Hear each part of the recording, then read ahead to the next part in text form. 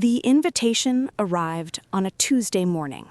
Not by phone call, not by a heartfelt conversation over coffee, not even via email with a personal note.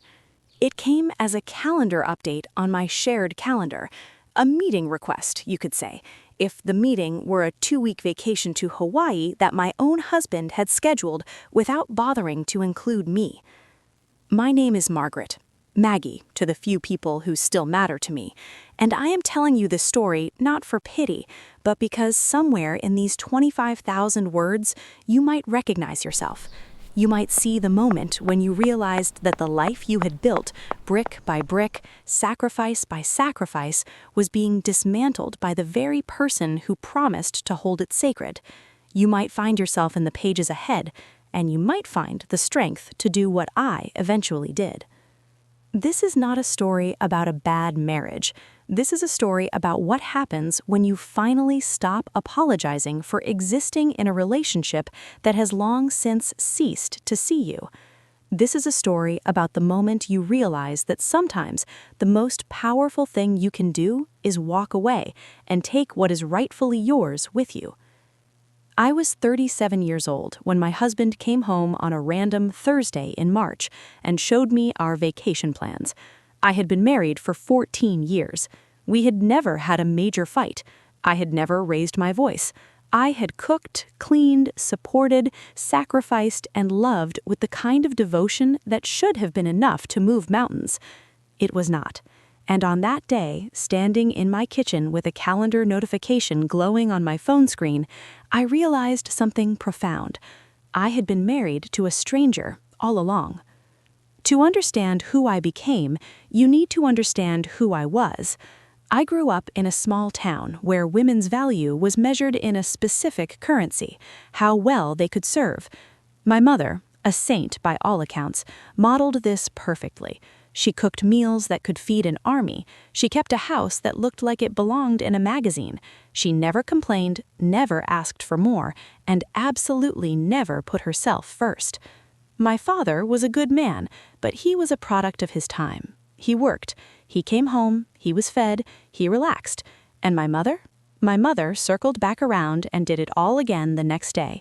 I watched this dance for 18 years, and somewhere in the depths of my young mind, I internalized a message. This is what love looks like. This is what a good wife does. I was not a rebellious teenager. I did not have wild dreams of running away to the city or becoming a rock star. I was quiet. I was dutiful. I got decent grades, joined a few clubs, and spent most of my free time either helping my mother in the kitchen or babysitting my younger brother to earn money. At 18, when I graduated from high school, I had no grandiose plans. I wanted to move to the nearest college town, find a nice man, and build the kind of life I had seen modeled my entire childhood. And that is exactly what I did. I met Richard in my junior year at university. He was finishing his MBA, 3 years older, with a job offer from a prestigious firm already in his back pocket. He had ambition. He had direction. He had everything, and inexplicably, he wanted me. He called me his rock. In the early days of our relationship, when I would stay up late helping him prepare for exams, when I would listen to his career anxieties and dreams for hours, when I would cancel my own plans to be available to him, he would hold my face in his hands and say, "I do not know what I would do without you, Maggie. You are my rock." No one had ever made me feel so essential. No one had ever valued my presence in quite that way. I floated through those months, utterly convinced that I had found my person, that I had found my purpose. We got engaged after 2 years of dating. The proposal was lovely, a sunset picnic at our favorite park, a diamond ring that cost more than I wanted to think about, and a man on one knee telling me I was the best thing that had ever happened to me. My mother cried, my father shook his hand firmly, my brother hugged me, and I felt like I had finally arrived at the destination I had been traveling toward my whole life. The wedding was beautiful, not extravagant. Richard preferred understated elegance to spectacle, but tasteful. We had 150 guests. The flowers were white and ivory. I wore my mother's pearls. We honeymooned in Cancun for a week, and then we came home to the starter home we had already purchased, a charming colonial-style house with 3 bedrooms and a wraparound porch in a quiet suburb 2 hours from the city. This was our foundation. This was where our life together would be built. I was 22 years old, and I genuinely believed that my hardest decisions were behind me. The first 5 years of marriage were, by all conventional measures, happy. Richard thrived at his job. He was promoted twice. He got raises. He was on track to make partner by 40. I was proud of him. I supported him. When his company demanded 70-hour weeks, I did not complain about eating dinner alone. When he had to travel to conferences, I maintained the house, paid the bills, handled the logistics of our life so that he never had to think about anything except work.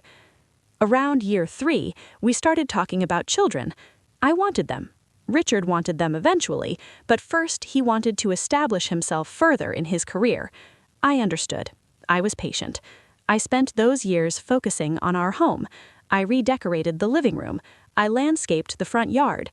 I became the kind of wife who could host dinner parties that impressed Richard's colleagues, the kind of woman who was beautiful and accomplished enough to reflect well on her husband, but not so accomplished that she threatened him. Let me pause here and state clearly that I do not blame Richard alone for what I became in those years. I made choices. I prioritized his comfort. I diminished myself because it felt like the path of least resistance, and honestly, because I had been conditioned to believe that this is what I should want. But I also want to be clear that there were moments when he could have seen me more fully and chose not to. There were moments when he could have asked about my dreams and did not. Around year 5, my mother had a minor health scare. Nothing serious, as it turned out, but it was the kind of event that makes you take stock of your life. I flew home to be with her for 2 weeks. When I came back, something had shifted in our relationship with Richard. He seemed more distant, more preoccupied. I asked him about it. He said work was just intense. He said nothing was wrong with us. He said I was imagining things. So I did what I had been trained to do. I stopped bringing it up. I made his favorite meals. I made sure the house was perfect. I made myself smaller, quieter, less needy, and slowly his distance stopped bothering me because I had learned to not to expect his presence in the first place. Years 6 through 9, we got a dog, a golden retriever named Biscuit that I walked and trained and loved far more than Richard ever did. We renovated the kitchen, though Richard only cared about the island countertop where he could set his laptop while eating breakfast before rushing off to work. We took vacations, always to places Richard wanted to go, always planned around his schedule. I was 31 years old. I had a master's degree in education that I had finished while working part-time, telling myself I would go back to teaching once the timing was right. The timing was never right. I had become an excellent wife. I was someone's rock. I was someone's support system. I was someone's trophy, though I didn't see it that way at the time. I saw it as success. I saw it as having won the game that I had been raised to play. And yet, somewhere deep in my chest, in a place I wouldn't acknowledge for another 5 years, there was a small voice asking, "Is this it? Is this all there is?" Let me describe the exact moment with precision, because it was the moment my life split into before and after. It was 8:47 a.m. on a Thursday in March. Richard had already left for work. I was in the kitchen in my robe cloth, having just let Biscuit out into the backyard. My phone buzzed. I looked down expecting maybe a text from a friend or an email, and instead I saw a calendar notification. Hawaii trip 2 weeks from today. The invitation was from Richard's work email to mine. It included him, obviously. It included our friends, the Hendersons, Diane and James, whom we had been close to for about 6 years, and it included someone named Alexandra Mitchell, whose email signature indicated she was a paralegal at Richard's firm. Now, a rational person might have a simple explanation ready. Alexandra is probably coming to handle some legal matter. The trip might have been a firm event that Richard simply forgot to mention. There could be a dozen innocent explanations for why I, his wife of 14 years, had to find out about a 2-week vacation from a calendar notification. But I was not a rational person in that moment. I was a woman with 14 years of subtle distance to draw upon. I was someone who had learned to read silences and absences the way other people read books. And something in my gut, that primal, ancient part of you that knows when danger is near, went absolutely still. I called Richard. He didn't answer. I texted. No response for 2 hours. When he finally called back, it was from his car, and he was breezy in that particular way that men are breezy when they've been caught doing something they shouldn't. "Maggie, hey, I was going to tell you about that. It's a firm event. Everyone is bringing their partners. I just sent the calendar invite to get everyone organized. I was going to talk to you about it tonight over dinner." Except I knew he wasn't going to talk to me about it over dinner, because his calendar was arranged by his assistant, and his assistant did not do things by accident. And I knew, with the kind of bone-deep certainty that comes from years of paying attention to a person you love, that he was lying. But instead of saying that, instead of trusting my instincts, I said, "Oh, okay, that sounds nice. Who is Alexandra?" I heard the pause. It was only a second, but in that second, I knew everything. I knew that my life was about to change. I knew that the ground beneath me, solid as I had believed it to be, was nothing but sand. "Maggie, she is just someone from the office. Everyone is bringing guests. It will be fun. We need a vacation." He said it all so casually, so practiced, like he had rehearsed it. And I said, "Okay, yes, that sounds nice. I will clear my schedule." And then I hung up the phone and I stood in my kitchen, the kitchen that Richard never noticed, in the house that I had made into a home, in the life that I had built brick by brick, and something in me broke open. I did not, in that moment, confront him. This might sound strange, but I have learned that sometimes the most powerful thing you can do is wait. I spent that day doing what I had done thousands of times before. I maintained the appearance of normalcy. I fed the dog. I cleaned the house. I made a pot of homemade soup for dinner. I smiled when Richard came home. I did not mention the calendar invite again. But the moment he fell asleep that night, I did something I had never done before. I went through his phone. I tell you this not to justify what would eventually become my nuclear option, but to paint a complete picture of what I found. Because what I found was not a simple affair. What I found was a carefully constructed second life that had been running parallel to the one we shared, and it was far more developed than I could have possibly imagined. Alexandra Mitchell was not just someone from the office. She was a 28-year-old paralegal with a degree from Northwestern and a face that looked like it could have been a model's if she had wanted it to be. She was also someone who had been receiving emails from my husband that began, "My love," and contained language of tenderness and planning that he had not directed at me in years. There were receipts for hotels in the city that we rarely visited. There were screenshots of apartments in Miami. There were emails from a real estate agent discussing a condo with an asking price of $850,000, a number that seemed impossible until I realized that Richard had been taking out loans and lines of credit that I did not know existed. The timeline in these emails suggested this had been going on for at least 18 months.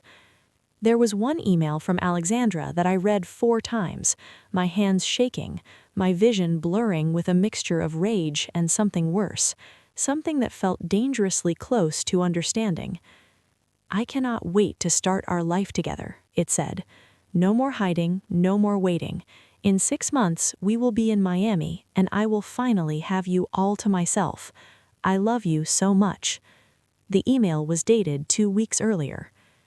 I sat on the edge of our bed, the bed where we had made love maybe 4 times in the past year, where we slept with increasing inches between us each night, where we had become roommates playing the role of spouses, and I felt something crystallize in my chest. Not sadness, not immediately. What I felt was clarity. My husband was leaving me. He had already left me months ago, probably years ago if I'm being honest. He was just going through the motions of our marriage until he could make his escape, and somewhere in the depths of my heart, I realized that I was relieved, because a small part of me had been waiting for permission to leave too. I did not confront him that night. I did not confront him the next day. What I did instead was make an appointment with a divorce lawyer, and I did something even more important. I hired a forensic accountant. This is where the story stops being about betrayal and starts being about reclamation. This is where the woman who had spent 14 years serving someone else finally learned to serve herself. The divorce lawyer's name was Patricia Chen, and she was the kind of sharp, competent woman that I should have been friends with years ago if I had had any self-awareness at all. She listened to my story with an expression that mixed sympathy with something harder, something that looked like righteous anger on my behalf.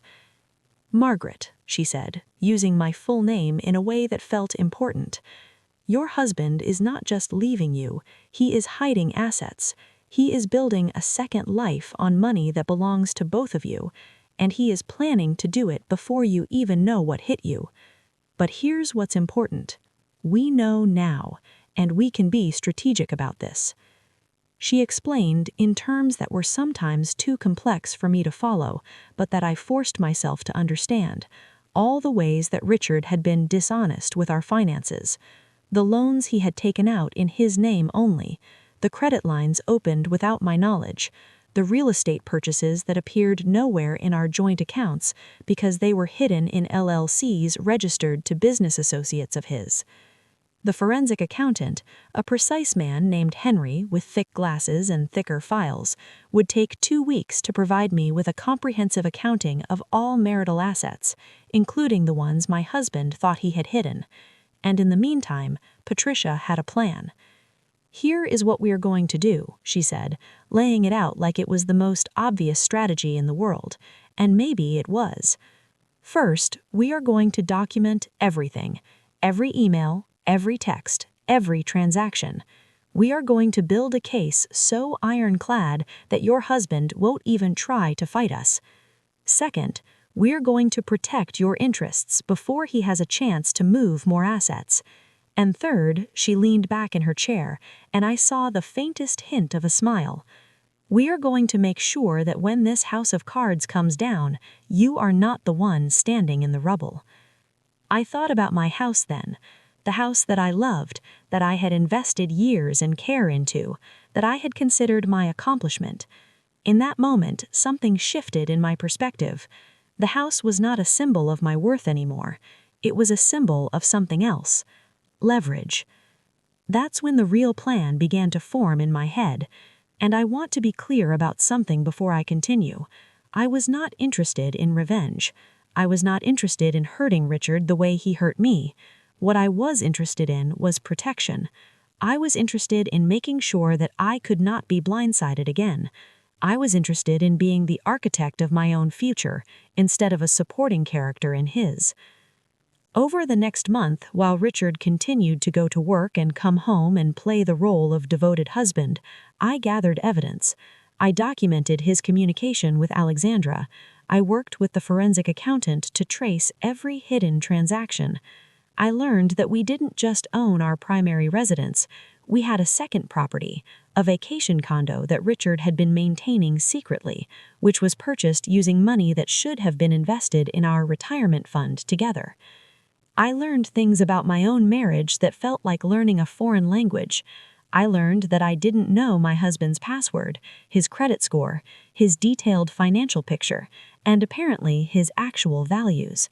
What I did learn was that our house, the house that I had loved, that I had invested years and care into, that I had considered my accomplishment, was worth $1.2 million. It was paid off. It was mine. Or rather, it was ours, which in a divorce meant it would be contested. That's when I made my decision. If Richard was going to rebuild his life in Miami with Alexandra and a stolen $850,000 condo, then I was going to make sure I didn't have to rebuild mine with nothing. And the easiest way to do that was to sell the house before the divorce was even filed, put the proceeds in my name, and make sure that Richard could not claim any of it in the divorce settlement, because it would technically no longer be marital property. It would be my separate property, acquired after the dissolution of the marriage began. Patricia was hesitant about this part of the plan at first, but Henry, the forensic accountant, ran the numbers with her, and they both came to the same conclusion. It was legal, it was within my rights, and more importantly, it was necessary for my financial protection. On early April, 4 weeks after discovering the truth about my marriage, I listed the house with a real estate agent. I did not tell Richard. I told him I was considering it, mentioned that maybe it was time for a fresh start, and when he seemed preoccupied enough to barely register the comment, I went ahead with the sale. The house sold in 3 weeks. The offer came from a young family, newlyweds actually, about to have their first child. They reminded me of who Richard and I had been, and I had to harden my heart against the weight of that nostalgia. I could not afford to be sentimental. Not anymore. The closing was set for mid-May. I had 2 weeks to decide if I was actually going to go through with the final step, filing for divorce while my husband was still under the impression that we were working on our relationship. I spent those 2 weeks documenting my own life with almost anthropological precision.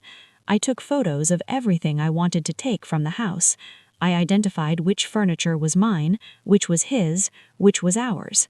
I made a list of my jewelry, my books, my sentimental items. I was gathering evidence of my own existence, essentially, because I had learned through this entire ordeal that nothing is guaranteed and nothing is yours until you have documented and protected it. 2 days before the closing, I told Richard the truth. I did it in the most civilized way possible. I made his favorite dinner, pan-seared salmon with roasted asparagus and a lemon beurre blanc. I set the table with real silverware and cloth napkins. I poured him a glass of his preferred wine, and then, after he had eaten and was in that particular state of contentment that good food and wine can provide, I sat down across from him and I said, "Richard, I know about Alexandra. I know about Miami. I know about the loans and the hidden accounts and the real estate schemes. I know about the condo, and I know you have been planning to leave. And I have hired a divorce lawyer and a forensic accountant, and I have been preparing for this for the past month while you have been lying to my face." He went pale, actually pale, like the blood drained from his face in real time. His wineglass halted halfway to his mouth, and then, after a long moment, he did something that surprised me. He looked relieved. "How long have you known?" he asked, and there was no defensiveness in his voice, just tiredness. "Long enough to organize my life," I said. "The house closes tomorrow. The proceeds will be in an account in my name only. I have prepared documentation of all the hidden assets, and I have filed for divorce. You will be served tomorrow afternoon." He flinched when I said that. This was the part he had not expected, I think. He had imagined a process where he had time to untangle himself, where he could leave slowly, where he could somehow extract himself from our marriage without consequence. What he got instead was abrupt, painful, and final. You have already filed?" he repeated, like he could not quite comprehend it. "The house? Maggie, that house is, we have built that together." I felt something hard in my chest when he said that, because there it was. There was the audacity. There was the belief that while he was building a secret life with another woman, I would simply wait for him to get around to ending things, and we would split our marital assets down the middle and everything would be civilized and clean. You know what, Richard? You are right. We did build that together. For 14 years, I built it with my hands and my labor and my sacrifice. And then I sold it because I realized something. I would rather have nothing and be free than have everything and be imprisoned. And that house was a prison. It was a symbol of every promise you broke, every moment you chose somewhere else, every time you chose someone else. I stood up. I had planned this moment like a general planning a battle, and I was not going to waste it. Your things are packed. There is a box in the guest room with your documents and personal items. You will need to get an apartment. My lawyer will be in touch regarding settlement terms. Do not contact me except through her. Is that clear? He just stared at me. He looked like I had taken a baseball bat to the foundations of his reality, which I suppose I had, but I was not going to apologize for it. I had learned that lesson at least. In the following months, I rebuilt my life from the ground up. I purchased a small townhouse with part of the proceeds from the house sale. I went back to university to complete my teaching credential. I hired a financial advisor and created a comprehensive investment strategy. I started therapy and began the work of understanding why I had allowed myself to be invisible in my own marriage. What I learned was that I had been taught from childhood that my value came from my usefulness to others. My mother had modeled this endlessly, and I had internalized it as the highest form of virtue. But in doing so, I had abandoned myself. I had made myself small. I had made myself forgettable. The divorce proceedings were contentious, but ultimately successful. Richard fought me on every point, claiming he deserved more of the marital assets, but with the documentation we had gathered, with the forensic accountant's meticulous work, and with Patricia's fierce advocacy, I was protected. In the end, I received approximately 60% of the remaining marital assets, and Richard was ordered to pay me spousal support for 5 years. More importantly, the house sale was protected. Those proceeds were mine, separate property acquired after the dissolution of the marriage commenced. Richard could not claim them, no matter how much he wanted to. By the time my divorce was finalized, I had already started my teaching job. I was 38 years old, beginning my career as a high school English teacher. My students didn't know about my divorce, and I didn't tell them. What they did know was that Mrs. James was a teacher who was passionate about literature, who genuinely cared about their growth, who created a safe space where they could ask questions and take intellectual risks. For the first time in my adult life, I was building something entirely my own. My career was not dependent on anyone else's whims or support. My financial security was not tied to a marriage. My identity was not wrapped up in being someone's wife. I made friends who were not Richard's colleagues' wives. I joined a book club. I started a garden. I learned to enjoy my own company. I discovered that I was funny, genuinely funny, in ways that I had never been able to be when I was busy managing Richard's moods and needs. 1 year after the divorce was finalized, I met James at a professional development conference. He was a history teacher from another school district. He was kind, but more importantly, he was genuinely interested in me as a person. He asked about my thoughts, my opinions, my dreams, and when I told him about my past, about the divorce and the house sale, he didn't judge me. He simply said, "You did what you needed to do to protect yourself. That is not a failure. That is wisdom." We've been dating for 2 years now. We have not moved in together, and I'm not sure we will. I like my life the way it is. I like the autonomy. I like the space. If James wants to be part of my life, he can be part of it without consuming it. And if he cannot accept that, then he is not the person for me. This is what I have learned. You can love someone without losing yourself. You can be in a relationship without disappearing. You can be a good partner without being a martyr. These are things I did not know before, and now I know them in my bones.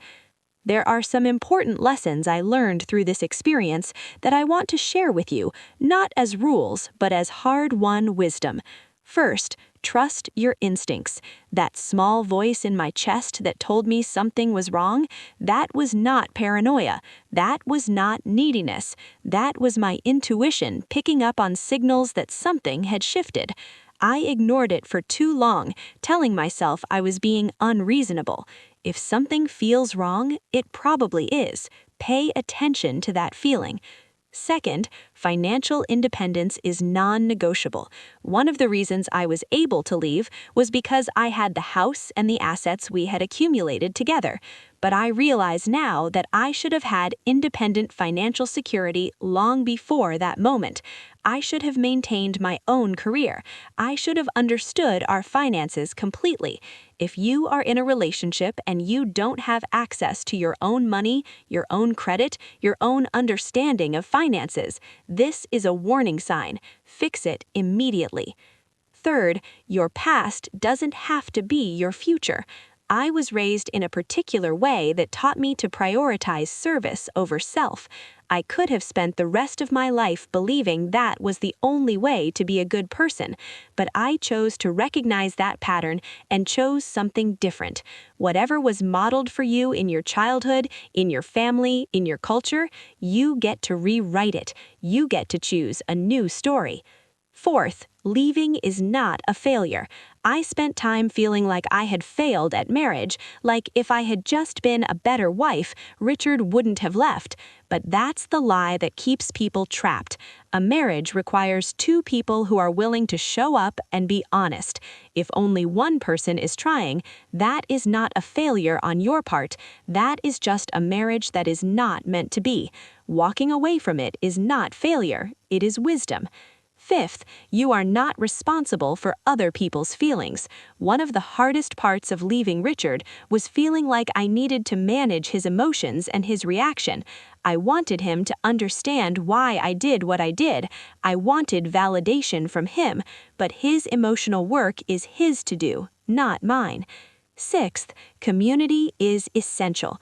I couldn't have done this alone. I needed Patricia, my lawyer. I needed Ruth, my financial advisor. I needed Dr. Williams, my therapist. I needed the Hendersons and my friends and my colleagues and my students. I needed people who saw me and supported me. If you are going through something like this, build your support system before you need it, and then lean on it completely when you do. If you have read this far, you have been with me through the worst moments of my life and the best moments of my transformation. You have watched me go from a woman who felt invisible in her own marriage to a woman who is building a life that is entirely her own. And now, I want to talk to you about what comes next, because if you have recognized yourself in this story, the next part is your part to play. The first thing I want you to understand is that you have more power than you think you do. Right now, in this moment, you have the power to make a different choice. You might not feel powerful, you might feel small and scared and stuck, but power is not the same as feeling confident. Power is the ability to act.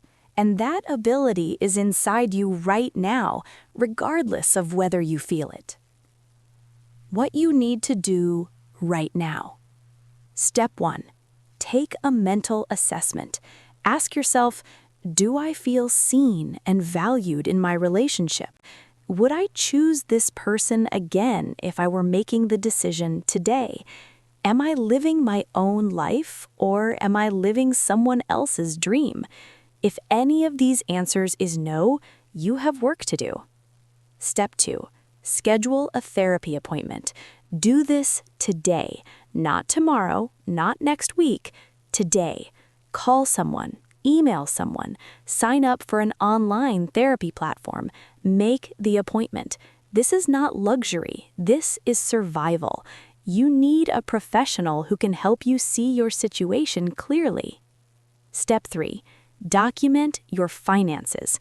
Within the next week, know every single asset in your marriage. Know your credit score. Know your bank balances. Know what is in retirement accounts and investment accounts. If you do not know, find out. This is not optional. This is essential. Step 4. Tell someone you trust. Within 2 weeks, have one conversation with one person who cares about you and tell them the truth about your marriage. Let them see you. Let them know what you are dealing with. You do not have to decide anything yet. You just have to stop carrying it alone. Step 5. Build your options. Within the next month, create a document outlining your options. What would happen if you left? What resources would you need? What would your life look like? Do not make a decision yet. Just understand your options. Knowledge creates power. Step 6. Make a decision with intention. After you have done the work above, after you have gotten professional help and educated yourself and told someone you trust, then you can make a decision. You can choose to fight for your marriage with clear eyes. You can choose to leave with a plan. You can choose to set boundaries with new confidence. But whatever you choose it intentionally. Your life is happening right now. Stop wasting it on people who do not appreciate you. Stop shrinking yourself. Stop apologizing for having needs.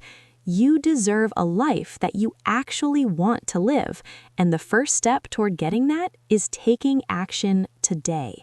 Will you take that first step? Will you make the appointment? Will you tell someone? Will you choose yourself? The time to start is now.